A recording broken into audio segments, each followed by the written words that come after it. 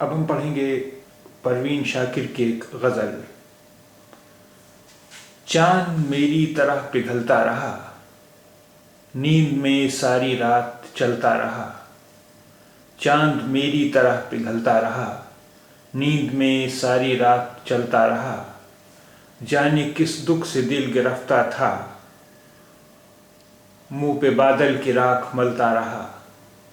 जाने किस दुख से दिल गिरफ्ता था, मुंह पे बादल की राख मलता रहा। मैं तो पाँव के कांटे चुनती थी और वो रास्ता बदलता रहा। मैं तो पाँव के कांटे चुनती थी और वो रास्ता बदलता रहा। रात गलियों में जब भटकती थी, रात कोई तो था जो साथ चलता रहा। रात गलियों में जब भटकती थी, कोई तो था जो साथ चलता रहा।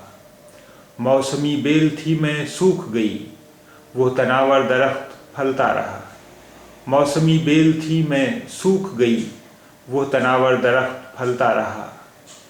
सर्द रुत में मुसाफिरों के लिए पेड़ बनकर अलाव जलता रहा। सर्द रुत में मुसाफिरों के लिए पेड़ बनकर अलाव जलता रहा। दिल मेरे तन का फूल सा बच्चा, दिल मेरे तन का फूल सा बच्चा पत्थरों के नगर में पलता रहा।